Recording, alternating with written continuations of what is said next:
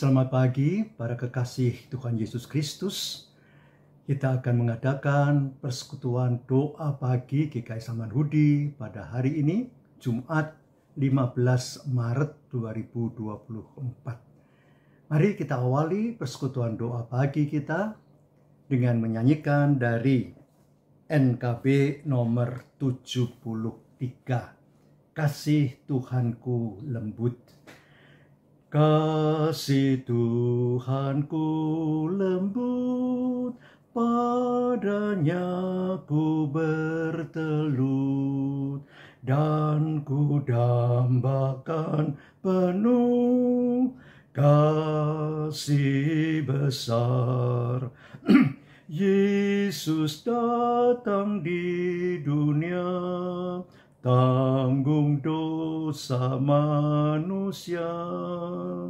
Bagiku pun nyatalah kasih besar, kasih besar, kasih besar, tidak terhingga dan ajaib benar. Kasih besar, ditolongnya yang penat dan yang berbeban berat, juga orang yang sesat. Kasih besar, walau hatimu cemar, kasihnya lebih besar dan membuat kau benar. Kasih besar, kasih besar, kasih besar, tidak terhingga dan ajaib benar. Kasih besar, wahai insan datanglah, mari sambut kasihnya. Ingat akan janjinya, kasih besar.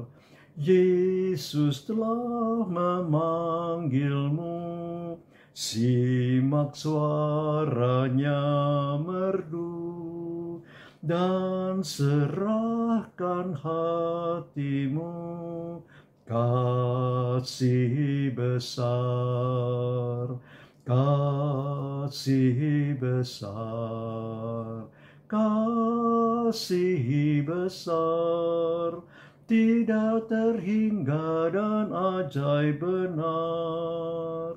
Kasih besar. Mari kita datang dalam doa. Bapa, Anak, dan Roh Kudus, kami boleh bersyukur untuk hari baru lagi, Jumat 15 Maret ini. Berarti setengah bulan dari bulan Maret sudah akan kami jalani. Terima kasih Bapa untuk semua penyertaan, kekuatan, pertolongan, berkat, perlindungan yang telah Bapa berikan dalam kehidupan kami.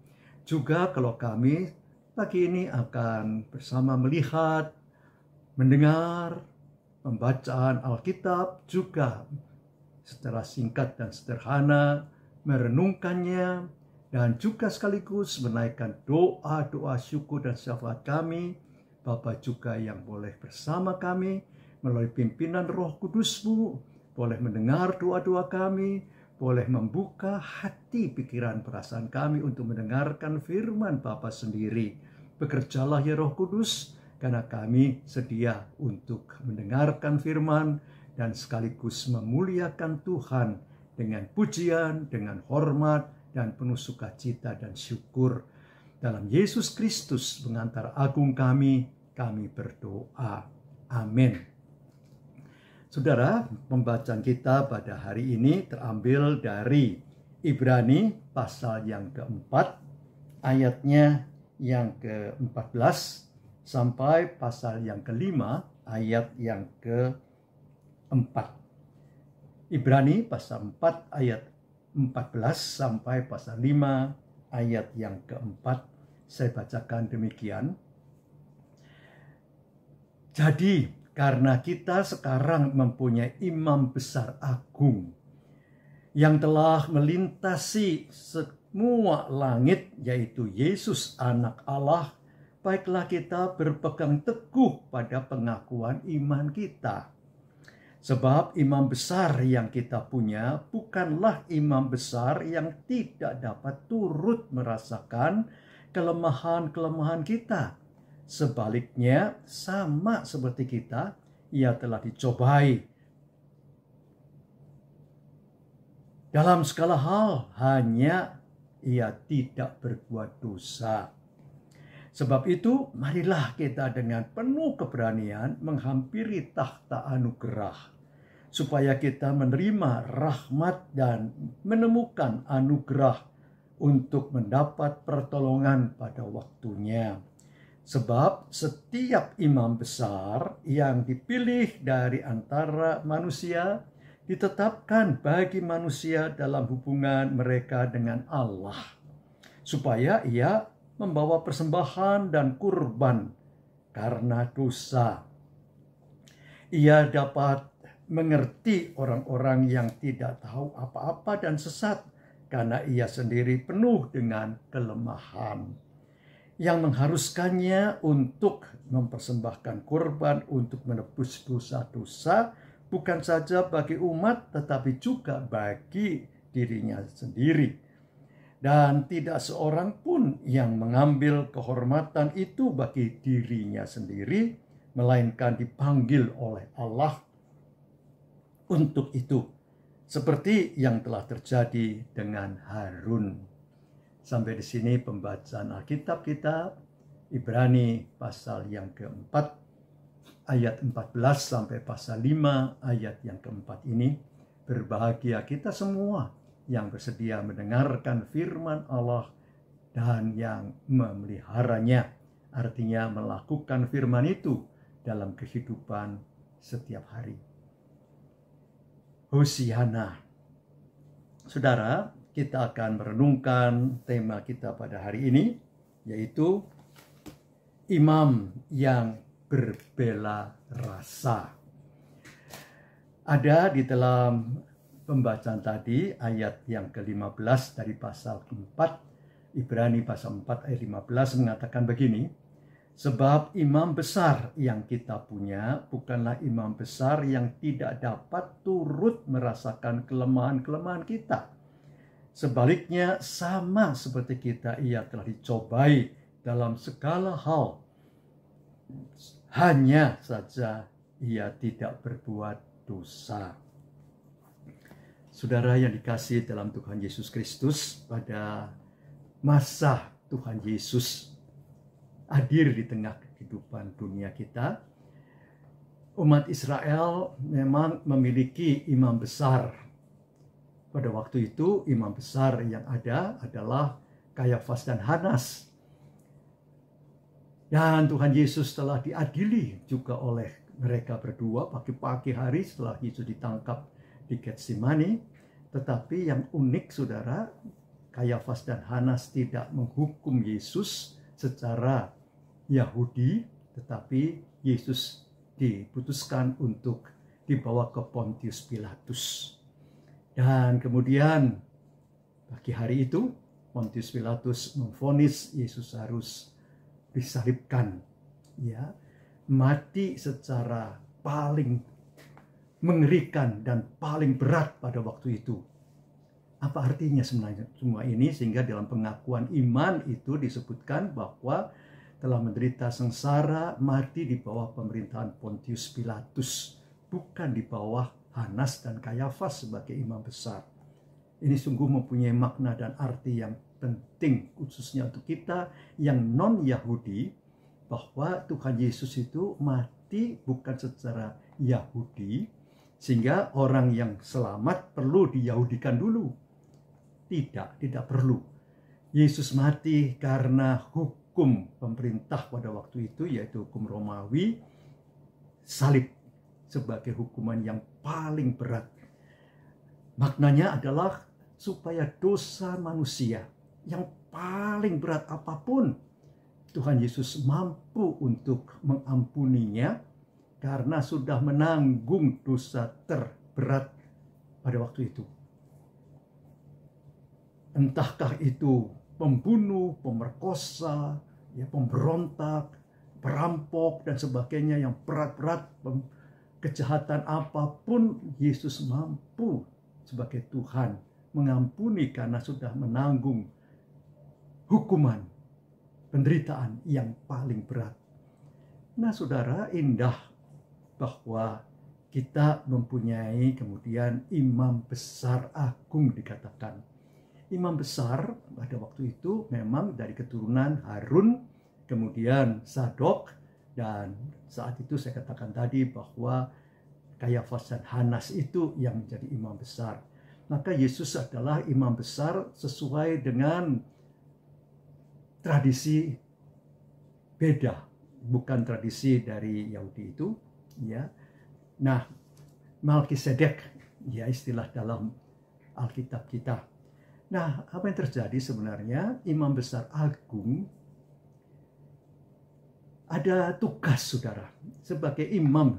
Ini dulu, imam itu dari keturunan Harun tadi itu dipilih dan ditunjuk sebagai imam itu melalui prosesnya, saudara. Itu tugasnya adalah imam ini adalah 3, saudara. Mempersembahkan korban bagi umat Yahudi yang pada waktu itu mempersembahkan korban atau korban penghapus dosa. Kemudian mendoakan mereka dan sekaligus memberi berkatnya. Ya, ada 3 tugasnya imam ini. Mendoakan, memberkati, dan memberikan korban pengampunan dosa, mempersembahkan korban.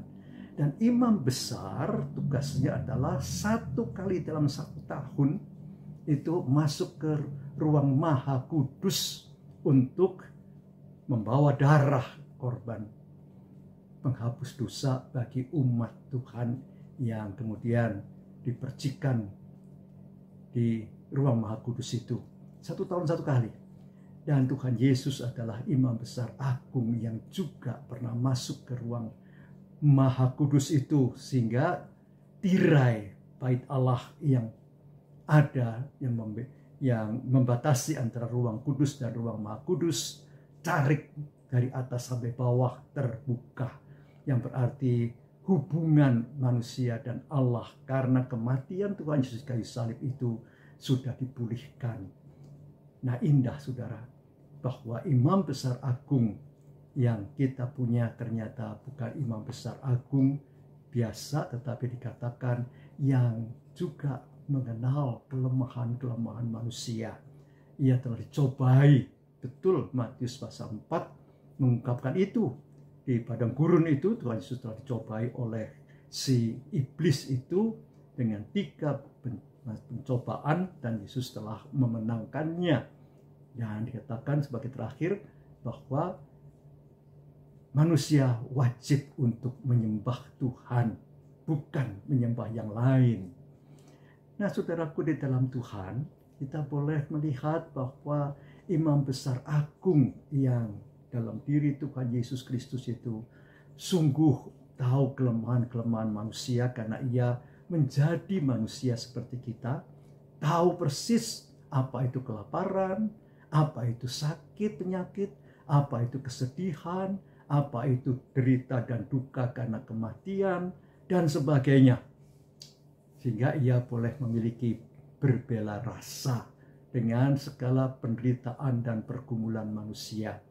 Ia sebagai imam besar agung itu persis tahu segala pergumulan-pergumulan manusiawi.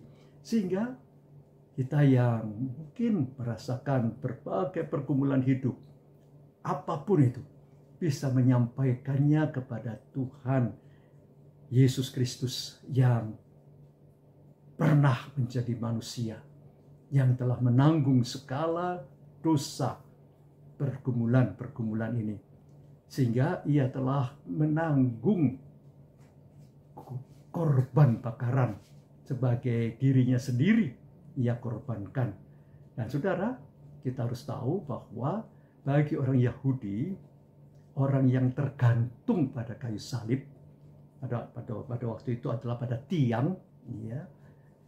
Hukum Yahudi itu digantung pada tiang,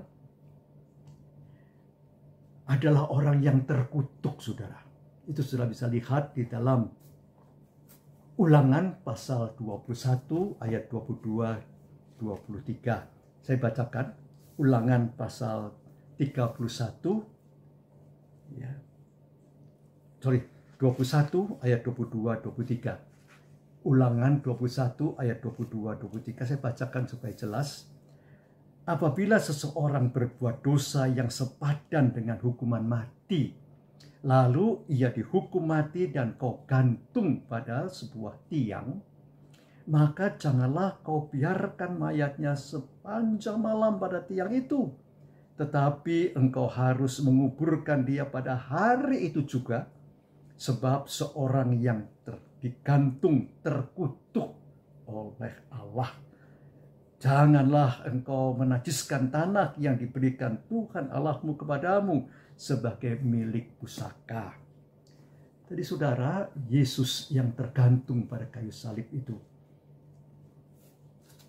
sesuai dengan Ulangan 21 ayat 22-23 tadi, adalah terkutuk. Betul saudara, Yesus itu terkutuk oleh Allah karena harus menanggung kutuk dosa manusia. Ia telah dikutuki Allah. Betul, iya. Nggak salah. Dan itu pun dituliskan sebenarnya oleh Rasul Paulus. Tapi saudara, kita boleh belajar bahwa ternyata hukuman Tuhan Yesus yang dikutuki Allah itu telah dibenarkan oleh Bapaknya, sehingga Yesus bangkit, saudara. Itu sebabnya di dalam 1 Korintus pasal yang ke-14 itu, kalau Yesus tidak dibangkitkan, sia-sia iman kita. Sebab dia tetap terkutuk, saudara. Ya, Yesus bangkit. Dia diperkenan Allah kurban persembahan tubuhnya sendiri di kayu salib itu sebagai kurban penebus dosa. Dibenarkan Bapaknya, diterima oleh Allah. Sehingga dosa manusia yang percaya kepada salib Kristus yang tergantung itu, percaya pada dan beriman kepada Tuhan Yesus Kristus, diampuni dosanya. Maka biarlah kita punya keyakinan ini.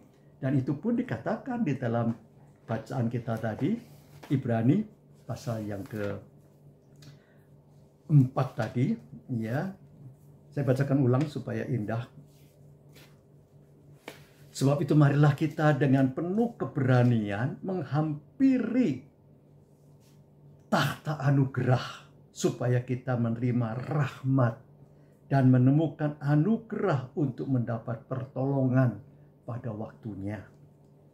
Nah, saudara, kita mempunyai imam besar yang berbela rasa, yang tahu persis pergumulan-pergumulan manusia, sehingga kita boleh datang kepadanya. Ia telah diperkenan Allah, menerima pembenaran Allah walau ia harus menanggung segala kutuk dosa dengan mati terkutuk di kayu salib itu, tapi dibenarkan oleh Bapaknya dengan kebangkitan. Maka pada bulan depan kita akan merayakan kematian Tuhan, Jumat Agung, dan Paskah. 3 hari setelah itu, hari Minggu, Paskah, kebangkitan dan kemenangan Tuhan Yesus atas maut, kubur, dan iblis itu. Sehingga kita boleh merasakan anugerah kehidupan bersama Tuhan.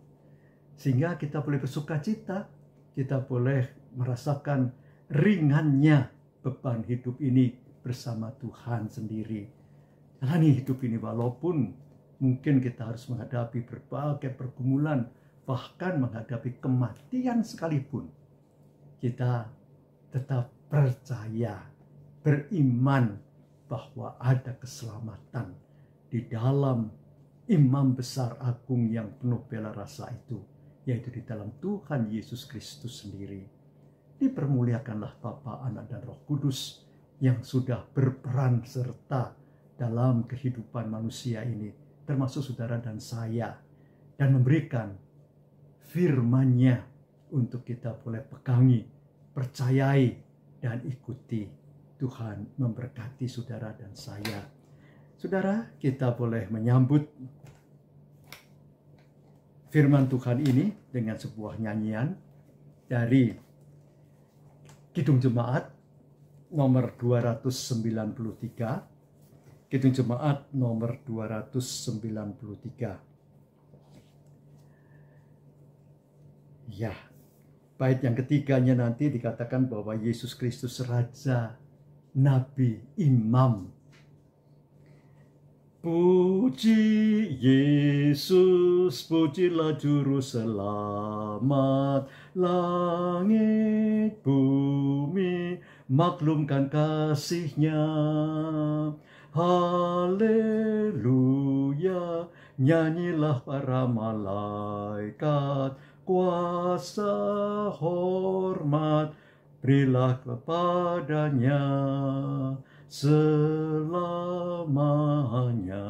Yesus Gembala kita, siang malam kita didukung-Nya.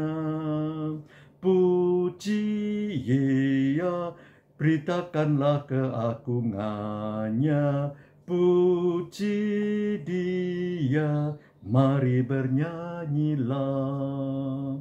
Puji Yesus, pujilah Juru Selamat. Pada salib dosa dihapus-Nya. Gunung batu dan pengharapan abadi dinyatakan di Bukit Golgota. Haleluya, hilanglah duka cita oleh kuasa kasih setia-Nya. Puji Dia, beritakan keagungan-Nya. Puji Dia, mari bernyanyilah. Puji Yesus, pujilah Juru Selamat. Hosiana, soraknya bergema.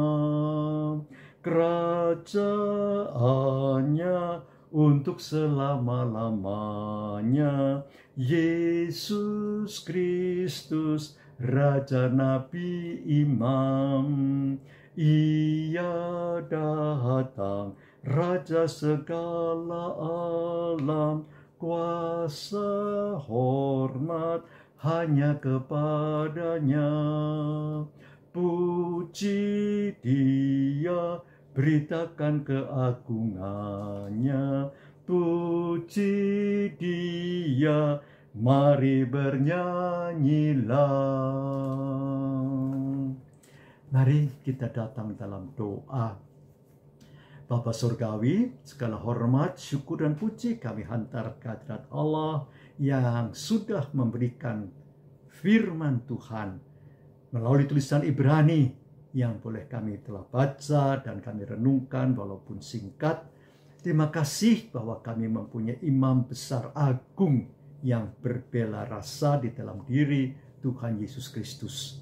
Ia telah mengalami berbagai pergumulan dan kelemahan manusia, bahkan dicobai oleh si iblis, tapi ia memenangkannya dan tidak jatuh dalam dosa.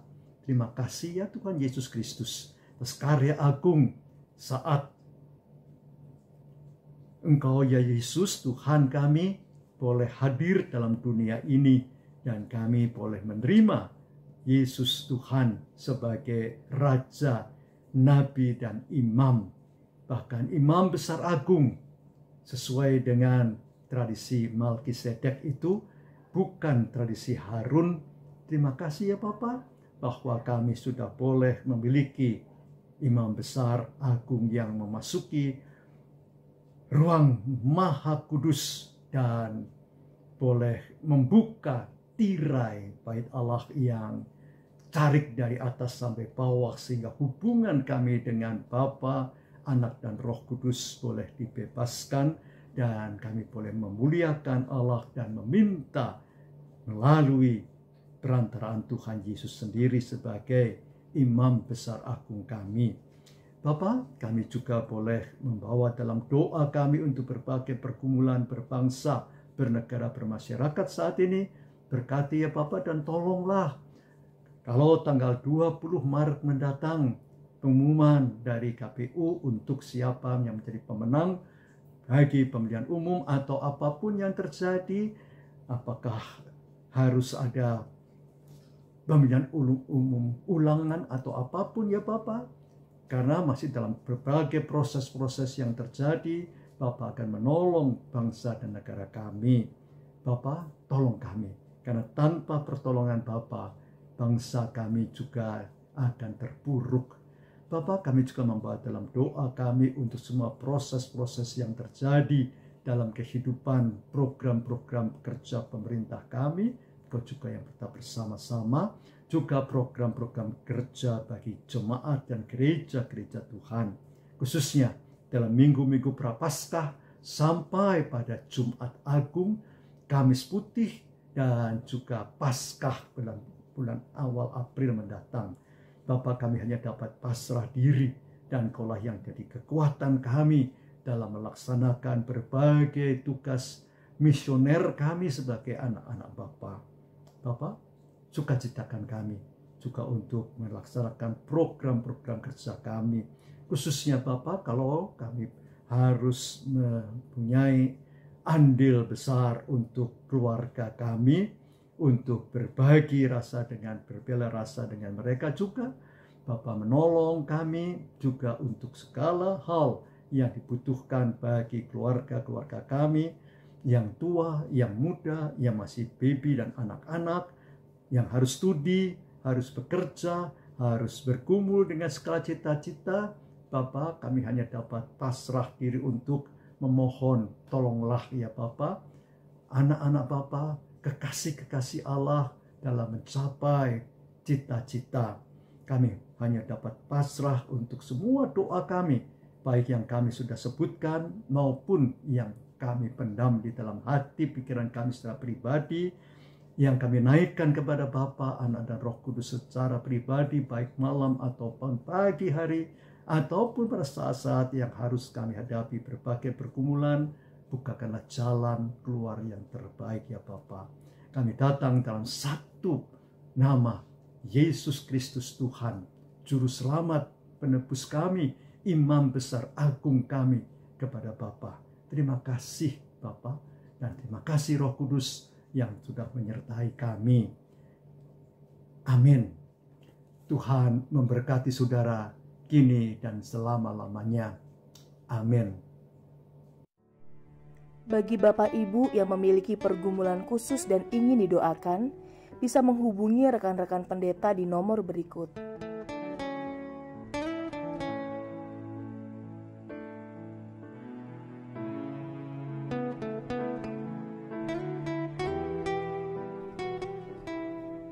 Tuhan Yesus memberkati.